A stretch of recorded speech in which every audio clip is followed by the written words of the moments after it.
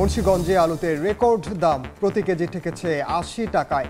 হিমাগার কেন্দ্রিক সিন্ডিকেটকে দুষছেন পাইকাররা। পর্যাপ্ত মজুতের পরও অস্বাভাবিক দামে ক্ষুব্ধ ক্রেতা। চট্টগ্রামের কালুরঘাটে নতুন সেতুর কাজ শুরু আগামী ফেব্রুয়ারিতে। অপরিকল্পিত কোনো উন্নয়ন চলবে না জানালেন জ্বালানি উপদেষ্টা।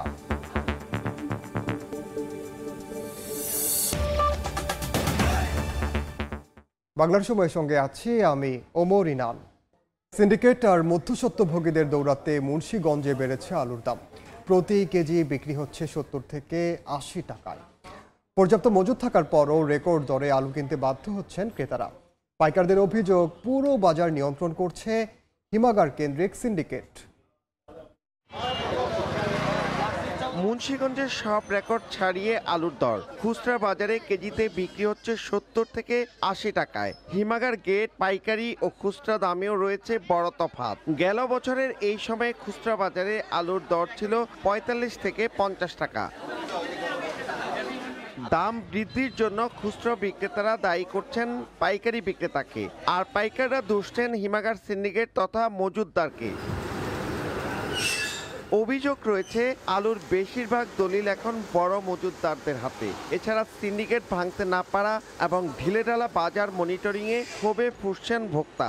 পর্যাপ্ত মজুত থাকার পরও অস্বাভাবিক দামে ক্ষুব্ধ তারা। 200 টাকা কেজি তেল, 150 টাকা কেজি পেঁয়াজ, 80 টাকা কেজি আলু। আলুর দোষ দিলে হইব না, সব জিনিসের দাম কমাইতে হইব। সিন্ডিকেট করে রাখছে, এর জন্য বাইরে রয়েছে। 7-8টা কোলেস্ট্রল, প্রত্যেকটা কত 2 মাসের আলু এখনো ভিতরে আছে। এই জায়গায় তো আইসা কোনো লাভ হবে না। আমরা যাইবেন কোলেস্ট্রল, বড় বড় ব্যাপারী হ্যাঁ বলবেন, হ্যাঁ জিজ্ঞেস করবেন কেন এত টাকা আলুর দাম। সরকারে এটার প্রতি ভালো দৃষ্টি আকর্ষণ করা উচিত। বাজার মনিটরিং এর দায়িত্বে থাকা কৃষি বিপণন কর্মকর্তা জানান, আলুর বাজার এখন মজুতদার সিন্ডিকেটের হাতে। কারণ ছাড়াই ফোনে ফোনে দর নির্ধারণ করছেন তারা। তারপরও চলছে বাজার নিয়ন্ত্রণের চেষ্টা। ফোনের মাধ্যমে যে দামটা নির্ধারণ হয়, এই দামটাই সারা বাংলাদেশে একটা অনিচ্ছাকৃত সত্ত্বেও ওই বাজারটায় ওই দামটাই এস্টাবলিশড, আর এই কারণেই আসলে দামটা বেড়ে যায়। গেল মৌসুমে জেলায় 10,36,255 মেট্রিক টন আলু উৎপাদন হয়, আর এবার 34,665 হেক্টর লক্ষ্য নিয়ে নতুন মৌসুমের আলু রোপণ শুরু হয়েছে।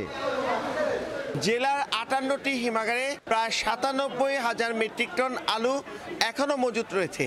এর মধ্যে খাবার আলু 42,320 মেট্রিক টন। মুন্সিগঞ্জ থেকে নাসির উদ্দিন উজ্জ্বল, সময় সংবাদ। চট্টগ্রামের কালুরঘাটে নতুন সেতুর কাজ ফেব্রুয়ারিতে শুরু হবে বলে জানিয়েছেন বিদ্যুৎ, জ্বালানি ও খনিজ সম্পদ বিষয়ক উপদেষ্টা মোহাম্মদ ফজলুল কবির খান। বিকেলে চট্টগ্রাম সার্কিট হাউসে ছাত্র প্রতিনিধি ও বিভিন্ন সরকারি বেসরকারি সংস্থার কর্মকর্তাদের সঙ্গে মত বিনিময় শেষে কথা বলেন তিনি। অন্তর্বর্তীকালীন সরকার ক্ষমতা নয়, দায়িত্ব গ্রহণ করেছেন, তাই কোনো ব্যবসায়ী কিংবা গোষ্ঠীর কাছে এ সরকার দায়বদ্ধ নয়, শুধু গণ অভ্যুত্থানে শহীদ ও আহত ছাত্র জনতার প্রতি দায়বদ্ধ বলে মন্তব্য করেন উপদেষ্টা। সভায় নগরীর রেলওয়ে, বিদ্যুৎ, সড়ক, সেতুসহ নানা সমস্যা তুলে ধরেন সভায় অংশগ্রহণকারীরা। এ সময় উপদেষ্টা বলেন, কোনো অপচয় ও অপরিকল্পিত উন্নয়ন চলবে না। জ্বালানি খাতে অনেক অনিয়ম, দুর্নীতি হয়েছে, তা খতিয়ে দেখে ব্যবস্থা নেওয়া হবে। সেই সঙ্গে দেশের নতুন গ্যাস কূপ খননে কাজ করবে সরকার। অন্তর্বর্তী সরকার কিন্তু কোনো ক্ষমতা গ্রহণ করে নাই। আমরা একটা দায়িত্ব গ্রহণ করেছি, এবং আমরা একটা দায়িত্ব গ্রহণ করেছি বৈষম্য বিরোধী ছাত্র আন্দোলনের অনুরোধে। কালুরঘাট সেতু ফেব্রুয়ারি মাস থেকে এটার কাজ শুরু হবে। বিদ্যুৎ খাতে যে অনিয়মগুলো করা হয়েছিল একটা আইনের মাধ্যমে, 2010 সালের দ্রুত বিদ্যুৎ কেনার আইন। এটা হচ্ছে মানে হচ্ছে যে দ্রুত লেনদেনের আইন। সো এটা হাইকোর্টে চ্যালেঞ্জ হয়েছিল, এবং হাইকোর্ট এই আইনের এই ধারাগুলোকে সংবিধান বিরোধী বলে বলেছেন। জুলাই আগস্টের শহীদদের রক্তের ঋণ পরিশোধের জন্য অবাধ, সুষ্ঠু ও নিরপেক্ষ নির্বাচন দেওয়ার আহ্বান জানিয়েছেন জামাতে ইসলামীর সেক্রেটারি জেনারেল মিয়া মোহাম্মদ গোলাম পরওয়ার। বাগেরহাট জেলা জামাতে ইসলামীর সদস্য সম্মেলনে তিনি একথা বলেন। আমাদের মধ্যে 7.5 লাখ ফ্যাসিবাদের দোষর রয়েছে বলেও অভিযোগ করেন তিনি। এমন একটি সত্যজয় নির্বাচন হওয়া দরকার, যে জনমত এবং ভোটের মধ্য দিয়েই ওই ফ্যাসিবাদী শক্তিকে জনগণ থেকে বিচ্ছিন্ন করে দিতে হবে। এর জন্য প্রয়োজন একটি জাতীয় ঐক্য। সকল রাজনৈতিক দল আমরা একসাথে মিলেমিশে যারা রাজপথে ফ্যাসিবাদ বিরোধী আন্দোলন করেছিলাম, হাজার সহস্র জনতা যাদের জন্য জীবন দিল, প্রায় 40,000 লোকের আহত। সেই জন্য একটি জাতীয় ঐক্য প্রয়োজন।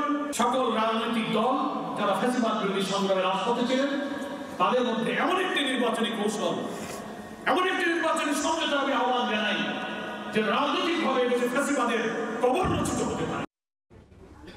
অন্তর্বর্তীকালীন সরকারের উপদেষ্টা সংস্কারে বেশি মনোযোগী হওয়ায় রাষ্ট্র পরিচালনায় তাদের ভুল হচ্ছে, তাই তাদের দেশ পরিচালনার বিষয়ে মনোযোগী হওয়া উচিত বলে মন্তব্য করেছেন দৈনিক আমার দেশের সম্পাদক ডক্টর মাহমুদুর রহমান। দুপুরে রংপুরে দৈনিক খোলা কাগজের কার্যালয় পরিদর্শন শেষে এ কথা বলেন তিনি। অন্তর্বর্তীকালীন সরকারকে এই সংস্কার করার তো তাদের সময় নাই, আর অনেকগুলি করবার তাদের ম্যান্ডেট নাই। যেমন ধরেন সংবিধান সংস্কার দরকার, তো অন্তর্বর্তীকালীন সরকারের তো ম্যান্ডেট নাই সেটা করবার জন্য। তারা যেটা করছে হয়তো একটা প্রস্তাব তৈরি করছে, যে ডক্টর আলী রিয়াজের অধীনে যে কমিটি হয়েছে, আমার ধারণা তারা একটা প্রস্তাব রেডি করবে। এই প্রস্তাব অ্যাকসেপ্ট করবে তো পার্লামেন্ট এবং জনগণ। মেয়র কাউন্সিলরদের অপসারণের পর খুঁড়িয়ে চলছে গাজীপুর সিটি কর্পোরেশনের কার্যক্রম।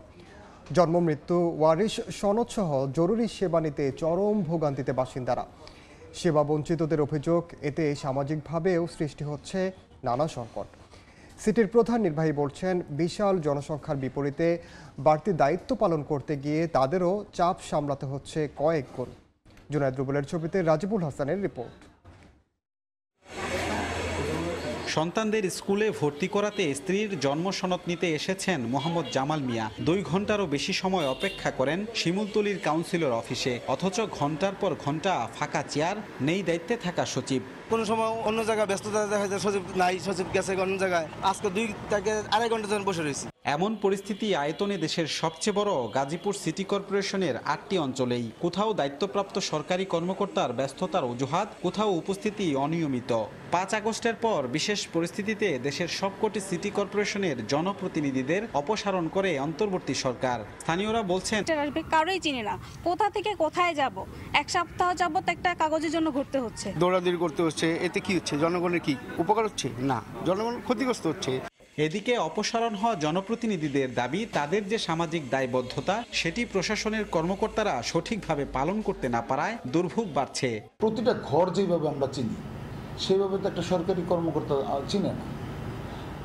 শামসুর ছেলের নাম জামাল, এটা আমরা জানি। এই কারণে দেখা যেতেছে আপনি 10 দিন ঘুরাইতেছেন। এখন 10 দিন ঘুরতে গেলে সে কাগজ না পেলে তো সে তো অ্যাপ্লাই করতে পারবে না। কাউন্সিলর তার যে কর্মপরিধিটা, সামাজিক যে দায়বদ্ধতা, সেটা কিন্তু প্রশাসনের নাই। এখানে প্রায় 19টা ওয়ার্ডের দায়িত্বে একজন প্রশাসন। সিটির নির্বাহী কর্মকর্তা বলছেন, পরিবর্তিত পরিস্থিতিতে একরকম বেসামাল অবস্থায় 3-4 গুণ কাজ করতে হচ্ছে। কাউন্সিলর সাহেবরা যেভাবে করতেন ওইভাবে আমরা করতে পারতেছি না, বাট আমরা প্রশাসনিকভাবে যেটা করা সেটা আমরা করেই যাচ্ছি। 329.53 বর্গ কিলোমিটার আয়তনের এই শিল্পনগরীতে 25 লাখের বেশি জনসংখ্যার পরিসংখ্যান থাকলেও বর্তমানে যা কয়েক গুণ বেশি। রাজিবুল হাসান, সময় সংবাদ, গাজীপুর। বৈষম্য বিরোধী ছাত্র আন্দোলনে নারায়ণগঞ্জের বন্দর ও সিদ্ধিরগঞ্জ পাসপোর্ট অফিস পুড়ে যাওয়ায় কার্যক্রম চালানো হচ্ছে মুন্সিগঞ্জে। এতে সেবা প্রত্যাশীদের ভিড় বেড়েছে সেখানে, সেই সঙ্গে পাল্লা দিয়ে বেড়েছে দালালের দৌরাত্ম্য। ভুক্তভোগীদের অভিযোগ, চাহিদা মতো সব কাগজপত্র জমা দিলেও নানাভাবে হয়রানির শিকার হচ্ছেন তারা। বিপরীতে দালালের মাধ্যমে আবেদন করলে সহজেই মিলছে পাসপোর্ট, তবে জনবল সংকটের দোহাই কর্তৃপক্ষের। নাসিরউদ্দিন উজ্জ্বলের রিপোর্ট, ছবি তুলেছেন আবু সাইদ। পাসপোর্টের জন্য ঘন্টার পর ঘন্টা অপেক্ষা করছেন প্রত্যাশীরা। এমন চিত্র মুন্সিগঞ্জ আঞ্চলিক পাসপোর্ট অফিসের। বিশৃঙ্খল পরিবেশে কাগজপত্র জমা নেওয়া হচ্ছে। সেখান থেকে ক্লিয়ারেন্স পেলে আঙ্গুলের ছাপ, চোখের আইরিশ ও ছবি তোলার জন্য আরেক ধাপে দীর্ঘ লাইন। জমা নেওয়ার পর আবার কারো কাগজপত্র খুঁজে না পাওয়ার বিড়ম্বনা। অনেকে নির্ধারিত তারিখে নিতে এসেও ফিরে যাচ্ছেন। দালাল ছাড়া যদি আমরা এখানে আসি, ঘুরতে হবে শুধু। দালালকে দিলে 5 মিনিট হয়ে যায়। জেনুইন ভাবে লোক এখানে অপমান অপদস্থ ছাড়া আর কিছুই হয় না। দালালের কাছে 12,000 টাকা দেওয়ার পরে আমাদের আর কি 14 দিন পরে আমরা পাসপোর্ট হাতে পাই। যেই পরিমাণ গ্রাহক মানে সেবা চায় সেই পরিমাণে সার্ভিস নাই। অভিযোগ অস্বীকার করে পাসপোর্ট কর্মকর্তা বলছেন, ছাত্র আন্দোলনে পুড়িয়ে দেওয়া নারায়ণগঞ্জ পাসপোর্ট অফিস 4 মাসও চালু করা যায়নি। তাই নারায়ণগঞ্জের বন্দর ও সিদ্ধিরগঞ্জের মানুষ পাসপোর্ট করতে আসেন মুন্সিগঞ্জে, কিন্তু জনবল সংকটে পড়তে হচ্ছে সমস্যায়। অফিস পড়ে গেছে নারায়ণগঞ্জে, তারা তো সেবা নিতে হবে। যার জন্য আমাদের দিতে হচ্ছে, এছাড়া নষ্ট বাড়ানোর ফলে যা হয়। গত অক্টোবরে মুন্সিগঞ্জ অফিস থেকে প্রায় 8,000 পাসপোর্ট ইস্যু করা হয়। প্রতিদিন গড়ে এই পাসপোর্ট অফিসে 300 আবেদন জমা পড়ে, কিন্তু এখানে আবেদনকারীরা নানা রকম বিড়ম্বনায় পড়ছেন। এর কারণ বলছেন দালালের দৌরাত্ম্য আর অব্যবস্থাপনা।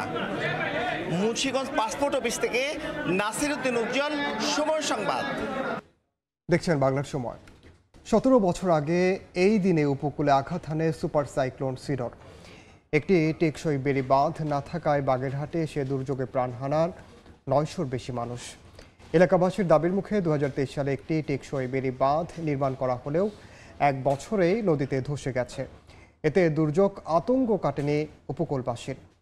আলী আকবর টুটুলের তথ্য ও সোহাগ আহমদের ছবিতে রিপোর্ট। 2007 সালের 15 নভেম্বর সুপার সাইক্লোন সিডরের আঘাতে লণ্ডভণ্ড হয়ে যায় বাগেরহাট সহ উপকূলীয় কয়েকটি জেলা। এর মধ্যে বাগেরহাটের শরণখোলা ও মোরেলগঞ্জ উপজেলার 908 জন মানুষ প্রাণ হারায়। নিখোঁজ হয় অসংখ্য মানুষ। এরপর স্বজনহারা ক্ষতিগ্রস্ত উপকূলবাসীর একমাত্র দাবি ওঠে টেকসই বেড়িবাঁধ নির্মাণ। 2016 সালে 242 কোটি টাকা ব্যয়ে মোরেলগঞ্জ থেকে শরণখোলা উপজেলার বগি গাবতলা পর্যন্ত 63 কিলোমিটার টেকসই বাঁধ নির্মাণ শুরু হয়। 2023 সালের ডিসেম্বরে শেষ হয় বাঁধটির নির্মাণ কাজ। তবে 1 বছর না যেতেই বাঁধটির ব্লক ধসে পলিশা নদীতে চলে যায় কিছু অংশ। স্থানীয়দের অভিযোগ, মাটির পরিবর্তে বালু দিয়ে বাঁধ নির্মাণ করায় সামান্য বৃষ্টিতেই তা সরে গেছে। এছাড়া ঠিকভাবে নদী শাসন না করায় ধসে গেছে ব্লক। বিভিন্ন জায়গায় এই একটা অংশ, এই জায়গায় সাইড দিয়ে আছে, সব নামে গেছে। এখন যদি না করে তো আমার উপায় কি? মুখ আর কোনো কায়দা নাই। এই সিডারে আমার মেয়ে সন্তান হারাইছি, আমার চাচা হারাইছি। এখন পর্যন্ত সেই বেরিবাদ তো ঠিক মতো হচ্ছে না। ব্লক দেয়, ব্লক ভাঙে চলে যায়। খালি যে হেন্দে গর্ত হয়ে যাইতেছে, হেন্দে জল ভাঙে পড়তেছে। আমাকে চাওয়ার দাবি দেওয়া হয়েছে, আমরা বেরিবানটা ঠিকমতো থাকুক, মানুষের শান্তিতে বসবাস করুক। এলাকাবাসীর পক্ষ থেকে আমরা সরকারের কাছে দাবি জানাবো, দ্রুত অনতিবিলম্বে নদী শাসন করে এই বাঁধ যাতে রক্ষা করা হয়। শীঘ্রই বাঁধের ক্ষতিগ্রস্ত অংশ মেরামত করা হবে বলে জানিয়েছে পানি উন্নয়ন বোর্ড। আর নদী শাসনে হাতে নেওয়া হয়েছে একটি প্রকল্প। নদী শাসনের অভাবে ওই 7 কিলোমিটার অংশটি খুব ঝুঁকিপূর্ণ অবস্থায় আছে। আমরা ওখানে নদী শাসনের জন্য প্রস্তাবনা পাঠিয়েছি আমাদের ঊর্ধ্বতন কর্তৃপক্ষের কাছে। অনুমোদন পেলে আমরা ওখানে যথাযথ ব্যবস্থা নিতে পারব। বগি গাবতলা 63 কিলোমিটার টেকসই বেড়িবাঁধের 12 কিলোমিটার অংশে ব্যবহার করা হয়েছে কংক্রিটের ব্লক, যার 7 কিলোমিটার অংশ অধিক ঝুঁকিপূর্ণ। সময় সংবাদ, বাগেরহাট। রাস পূর্ণিমায় পুণ্য স্নান উৎসবে মাতলেন ভক্তরা। কুয়াকাটা সমুদ্র সৈকত সহ দেশের বিভিন্ন স্থানে সনাতন ধর্মাবলম্বীদের মিলন মেলায় পরিণত হয়। পাপ মোচনের আশায় প্রার্থনা করেন তারা। প্রতি বছর কার্তিকের পূর্ণিমা তিথিতে পালন করা হয় রাস উৎসব। দিনটি উপলক্ষে পুণ্য স্নানে মেতেছে হিন্দু সম্প্রদায়। সমুদ্র সৈকত কুয়াকাটায় উদযাপিত হয়েছে রাসমেলা। পুণ্যার্থীদের উপচে পড়া ভিড়ে পর্যটন কেন্দ্র কুয়াকাটার সৈকতে পাপমোচন ও পুণ্য লাভের আশায় সকালে জড়ো হন বহু মানুষ। দূর দূরান্ত থেকে লাখো ভক্ত সাগরে স্নান করেন। পূজা ও সমুদ্র স্নানে শুধু পুণ্যার্থী নয়, নানা ধর্ম বর্ণের মানুষ মিলিত হন রাসমেলায়। পাপমোচন করার জন্য আর কি গঙ্গা স্নানে আমরা পূর্ণিমা তিথিতে গঙ্গা স্নান করি। এই স্নানের মাধ্যমে আমাকে সবকিছু পবিত্র হয়। ভুল ত্রুটি যেটা হয় ভগবানের কাছে যেটা করি সেটার জন্যই আমরা এই রাস পূর্ণিমা উপলক্ষে আমরা এই গঙ্গা স্নান করি। মুন্সিগঞ্জের মাওয়ায় পুণ্য স্নান করেছেন সনাতন ধর্মাবলম্বীরা। হাজার হাজার পুণ্যার্থী অংশ নেন পূর্ণিমার স্নানে। তিথি অনুযায়ী শুক্রবার সকাল থেকে পুণ্যার্থীদের ঢল নামে। আশপাশের এলাকা ছাড়াও রাজধানী সহ বিভিন্ন স্থান থেকে এসেছেন ভক্তরা।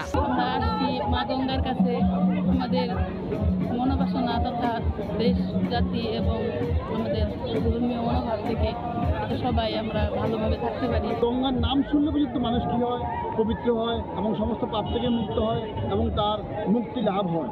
এবং এছাড়াও শ্রীনগরের উত্তর বালাসুর গ্রামের ঐতিহ্যবাহী রাজা যদুনাথ রায়ের বিশাল পুকুরেও হয় পুণ্য স্নান উৎসব। রিমু সিদ্দিক, সময় সংবাদ। বাংলার সময়ের শীর্ষ সংবাদগুলো জানিয়ে দিচ্ছি আরেকবার। মুন্সিগঞ্জে আলুতে রেকর্ড দাম, প্রতি কেজি ঠেকেছে 80 টাকায়। হিমাগার কেন্দ্রিক সিন্ডিকেটকে দুষছেন পাইকাররা। পর্যাপ্ত মজুদের পরও অস্বাভাবিক দামে ক্ষুব্ধ ক্রেতা। এবং চট্টগ্রামের কালুরঘাটে নতুন সেতুর কাজ শুরু আগামী ফেব্রুয়ারিতে। অপরিকল্পিত কোনো উন্নয়ন চলবে না জানালেন জ্বালানি উপদেষ্টা।